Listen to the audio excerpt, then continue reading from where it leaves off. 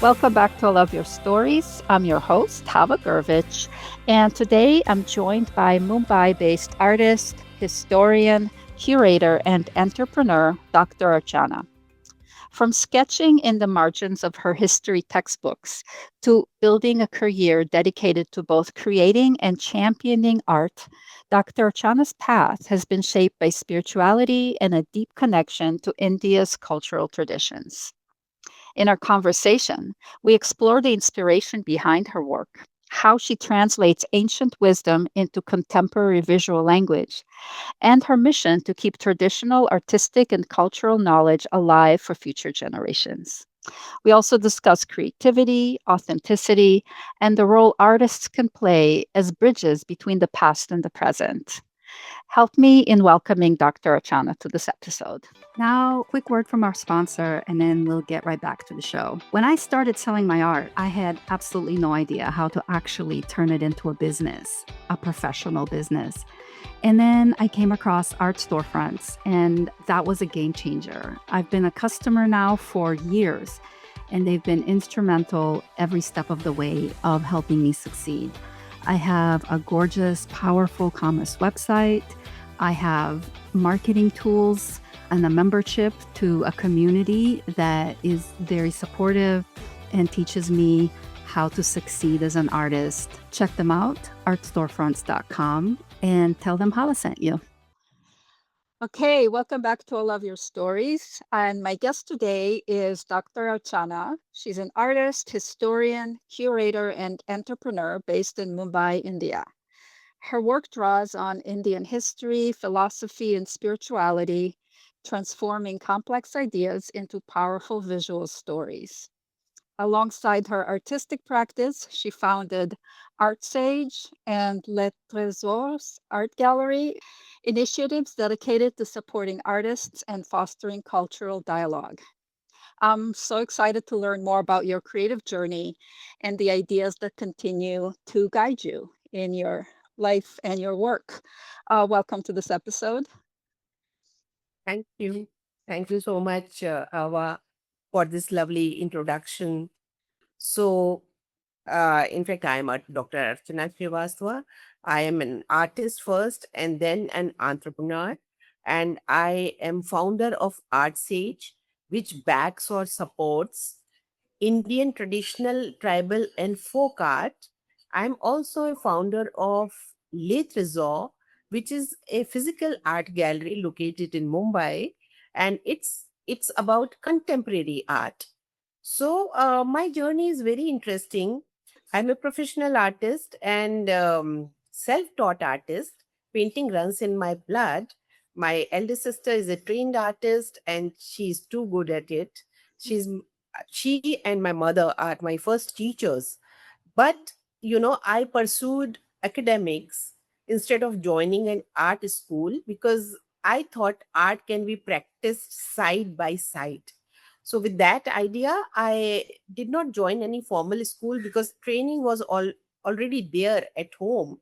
And I started scribbling on whatever surface I could get, like walls or tables. And my parents, they amazing parents, they could see the potential in me. And I still remember they would take me to all the competitions, district level competition, national level competitions of art. And I would get first prize medal there. And my elder sister was there to look up to in this field. So later on, when I was deciding my path, I chose history as my subject. Mhm.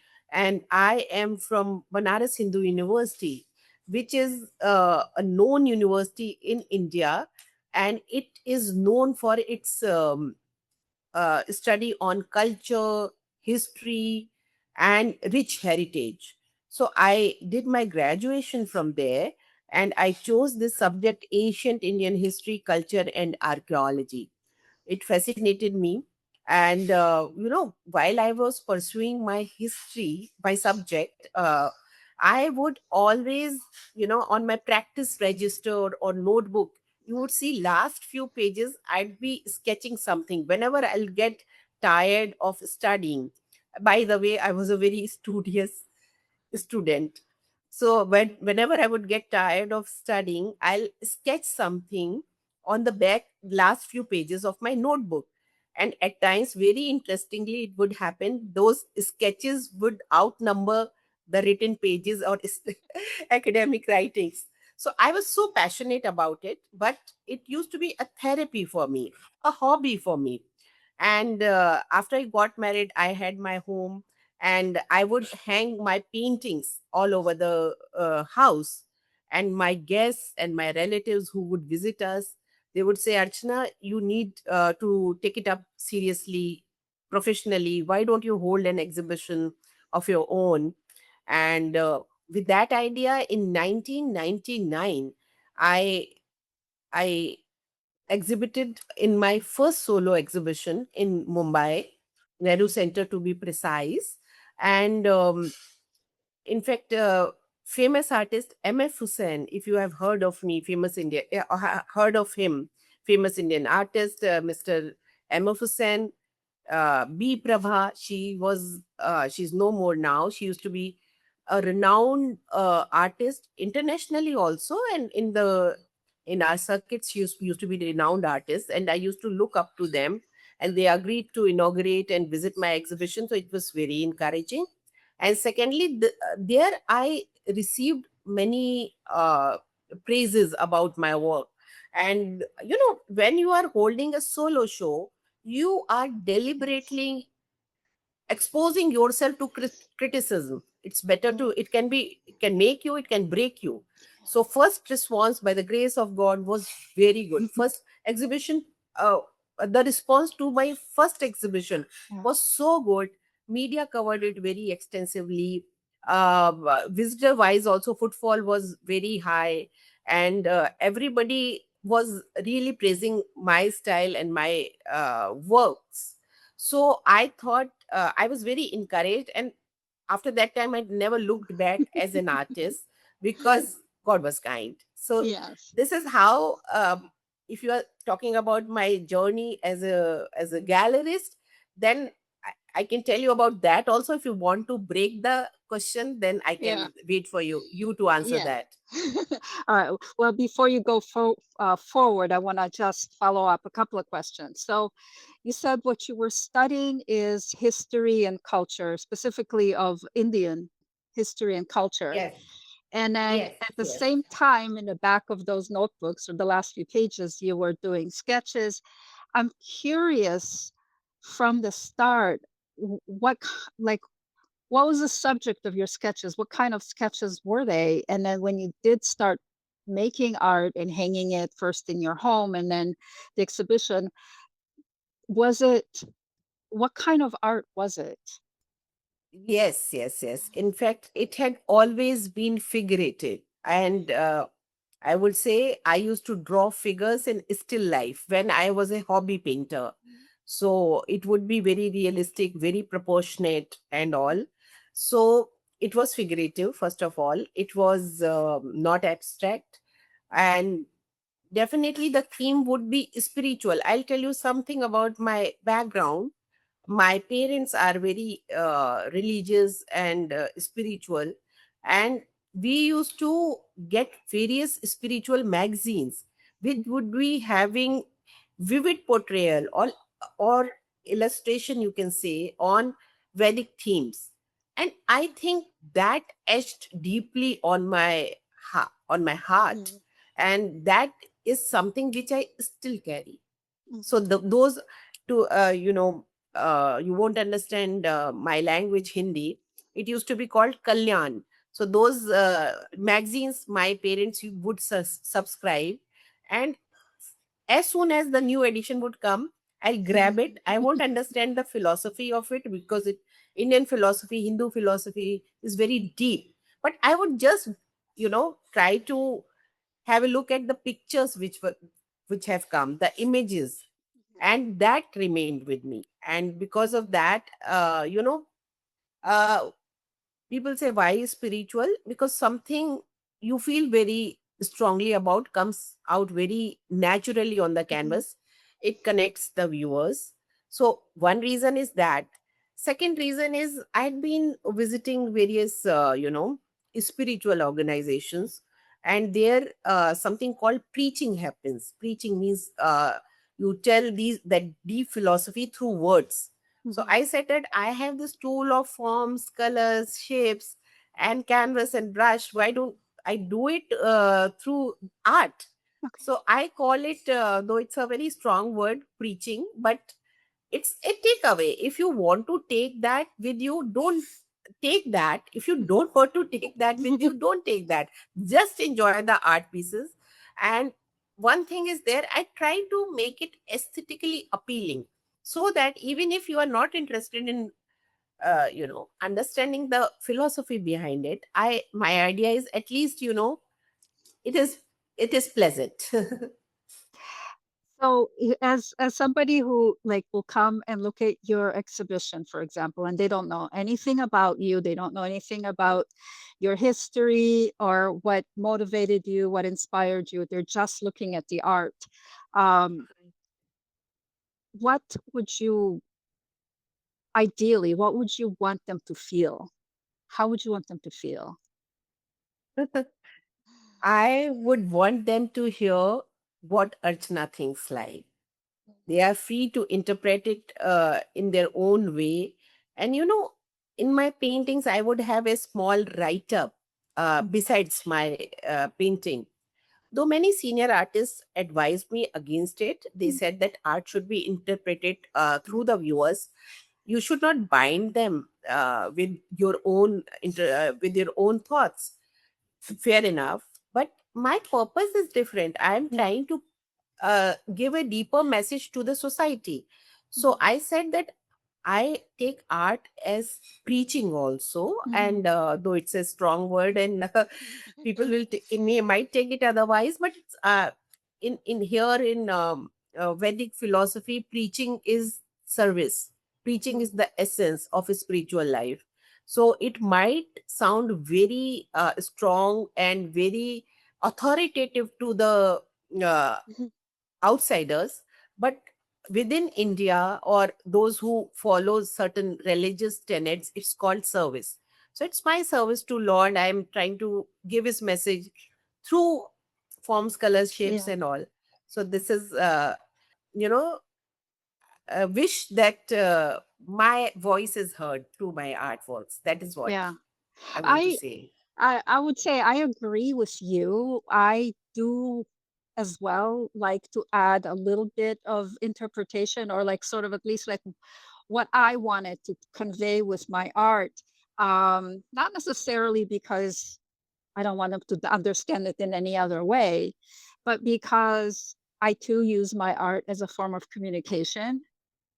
And a lot of it is open to interpretation, but sometimes it's nice to hand the viewer like at least a map, at least Yes, like a little absolutely. roadmap to say, these are the ideas that I'm looking at. Here you Yes. go. You are a contemporary artist, and your work is sounds to me like it's a contemporary kind of continuation of a very, very long tradition of visual art. And my understanding is that championing culture and especially traditions that are kind of being forgotten in the modern age is something that you're very passionate about. Yes. Yeah. I say to everyone that if our own Asian traditions, history, and culture contained therein is not preserved, we'll lose our identity. We'll lose our roots. So I always feel that it needs to be conveyed or preserved and presented before the younger generation, but it needs to be repackaged also, Mhm. because younger generation, Gen Z especially, is not interested in those old types of types of words and philosophy which lies therein. They need it, but they don't Mhm. want to hear the way we have heard it from our parents and elders. Mhm. So the entire thing, some of my paintings, which are portrayed on, very timeless text called Bhagavad Gita. If you have heard of Gita in that's a very famous text. Everybody has heard at least about Bhagavad Gita or Gita. So, in fact, some of my works which look very, very, very contemporary, but they have three or two shlokas or verses of Gita, which is written in ancient language called Sanskrit. Even half of people, more than half of people of my generation also don't understand Sanskrit here. So those, so try to repackage it in the contemporary context and try Yeah. to present it to the audience or Yeah. viewers. So Yeah. if you see later on, if you can have browse through my website, there Yes. is a painting with puppets. It's called, there is one painting called the caged bird. The caged bird also is about, the soul being entrapped in this Mm. body like cage. Mhm. Because I always feel we are the spirit soul, we are not this body. Body may perish in a certain birth and it will have a rebirth or reincarnation, but soul continues. So there I tried to portray that this soul is entrapped in a cage, in the cage of body, and once it is at the time of birth, it is released. But the catch is, if it gets released, the bird gets released at the time of death, it will get entrapped in some other cage, means Yeah. in some other body. The whole idea of Vedic philosophy or Hindu philosophy is to get rid of this birth and death cycle and to attain the Become free. ultimate bliss. Yeah, yes, yes. I see you and your work as a kind of bridge between ancient traditions and ancient sort of the whole culture and the visual history and the Gen Z generation or the new generation.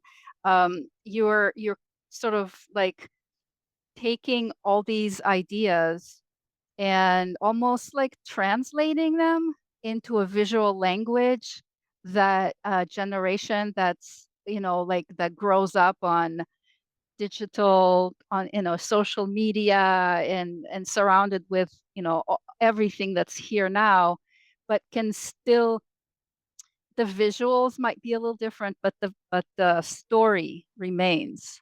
The story is there. You're part of that tradition. Um, I'm I know, I mean, I think we all know this, how important it is to preserve the culture and tradition, but I would love to hear it from you. Like, in your words, why do you feel it's so important to preserve this for the generations? Yes. In fact, Hawa, you worded it very perfectly that I am trying to translate that old wisdom, ancient wisdom, through the visual language. This is very correct. Uh, and these texts do not pertain to any particular faith, sect, religion, or belief. They talk about something which is universal, like soul, like Mm. karma, like reincarnation. All the faiths, most of the faiths agree with reincarnation, or you can say journey, soul's journey. So this pertains to entire mankind. So as I say, preserving culture and tradition is important from the point of view of not losing your roots. If roots are lost, you are lost. Secondly, history, studying history or taking history seriously at least is important, because if we don't know where we are coming from, Mhm. we won't know where we are heading to. So it's very important to know where we are coming from. Secondly, we learn from our past mistakes.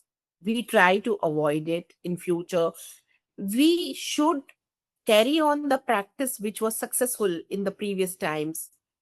And that is why even in today's time, yoga is so much appreciated. Yoga is ancient wisdom only. Had we lost it, we would have lost very important, beautiful aspect of life. Yeah. So, and yoga doesn't only pertain to body, it pertains to mind also. Mm, Yoga means in Sanskrit, it's a Sanskrit word. Yoga is a Sanskrit word meaning the joining, the connection. mm. So when your mind, body, and soul are connected beautifully, your life is beautiful. So that's why I think it's important to Yeah. maintain the culture, or preserve our culture. Yeah. So I know you have two foundations. One of them is Art Sage. It's Art ArtSage. Sage only. Do you want to Yes. talk about that? Yes. In fact, my artist's career was proceeding, and I was kind of complacent and satisfied with it. Maintaining the academics and family life and social life, whatever I could do, I was happy with that. But then the pandemic came, it is struck, and I thought that I'm very fortunate to be not living solely on my earnings or sales through the painting, but there are some tribal folk and traditional artists who might be suffering, because that time the market was low, nobody was buying the artworks, everybody was trying to save life. So with that idea, I started it as a charitable initiative, Art Sage, and I banked or supported tribal, folk, and traditional art of India. I tell you, it's so rich. You need to, visit India to understand Love it. what our ancestors were practicing. These paintings, these artworks are priceless, and Indian art, Indian ancient Indian folk art, traditional art, and tribal art for that matter is very rich. Mm, So I thought these artists should be supported, this art should be preserved. And certain art forms are practiced by only a few families left now to practice that. So I thought, if out of sheer financial distress they leave it, mm. it would be it It would would be be a a huge loss. misfortune, a huge Yeah, loss. It a was huge very loss. unfortunate. And I I started Art Sage with that idea. Response was overwhelming, and it was an online platform, digital platform, and we had presence on all the e-commerce platforms. Then I was selling their artworks, and proceeds were going to them.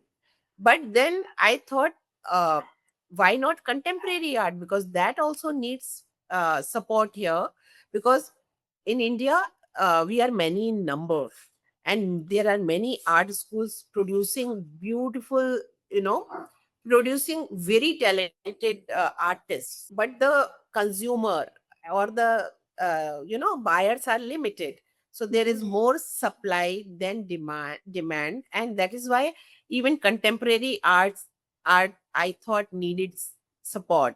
And I myself am a contemporary artist. I know the struggles of a contemporary artist. You are a contemporary artist, you must be yes. knowing how it feels when you see the blank canvas and something is here in your mind, and you are unable to portray that.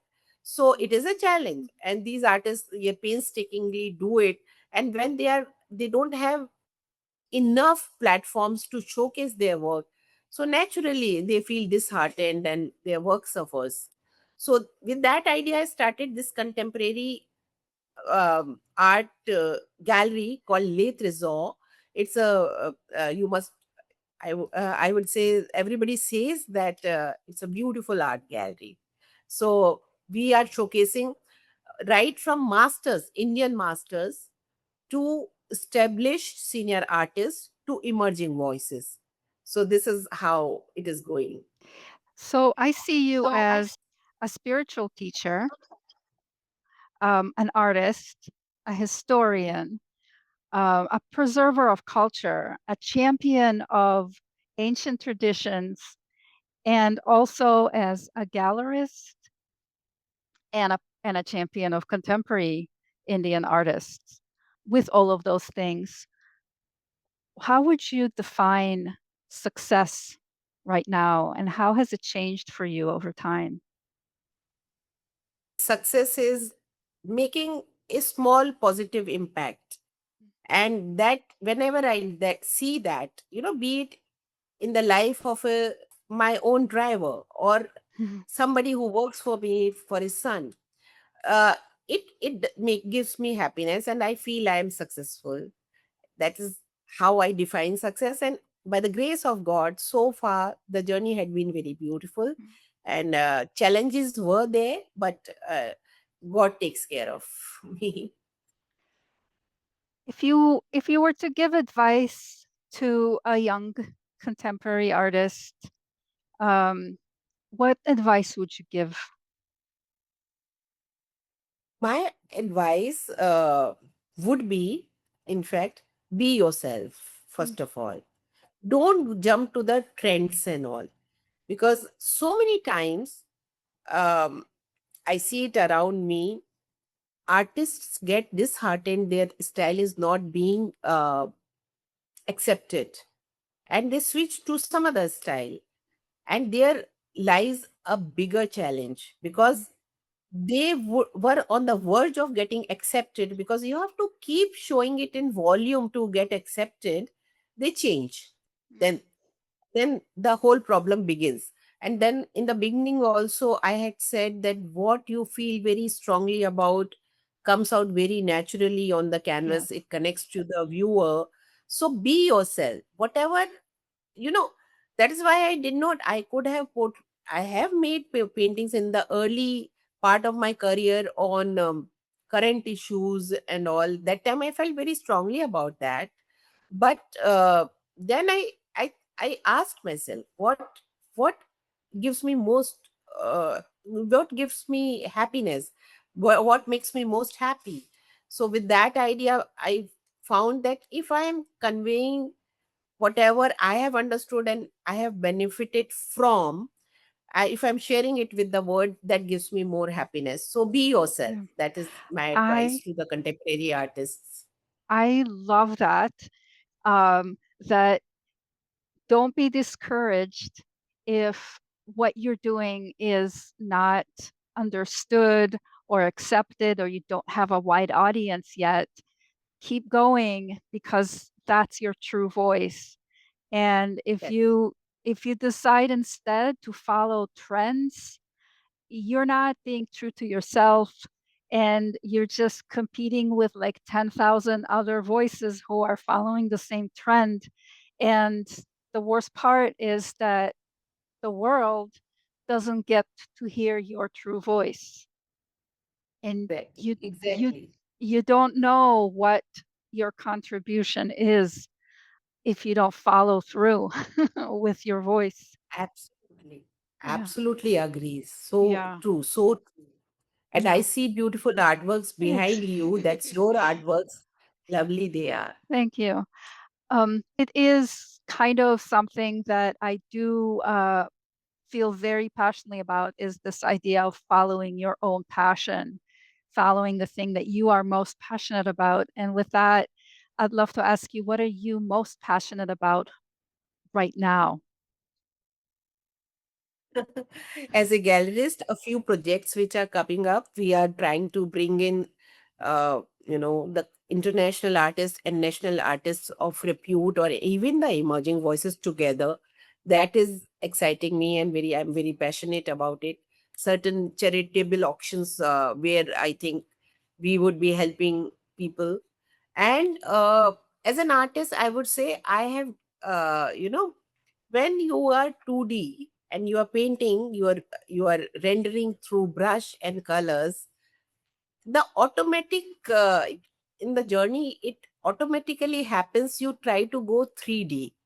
Mm, So I, with that idea, in 2023, my artworks included installations also. mm, And through those installations I tried to portray the deep message of Gita and Vedic literature. So my question right now is to have a kind of a section in museum or all these, national galleries, where I can portray whatever is there in my mind through installations. Yeah.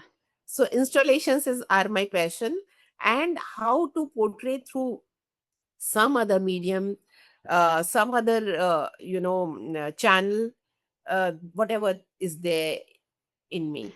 Yeah. So it sounds like the voice or the message that's coming through you that you've been sharing through drawings and paintings is now asking for even more.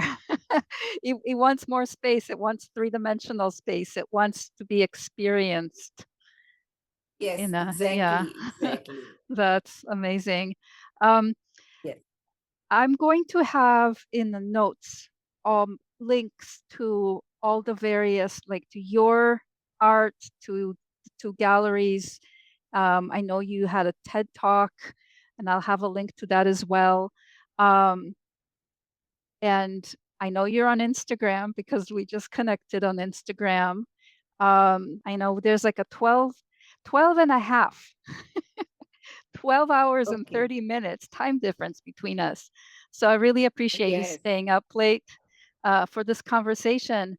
Um, if you have, do you have any like final words? Final words would be, follow your passion, be yourself, which I already said. I'm just summing it up. And, be kind to each other. I think that's the message I want to give. And secondly, about art, this podcast is about art. I would like to say that uh, at least develop an appreciation for art. If you have children, if you are a teacher, acad is one part of life.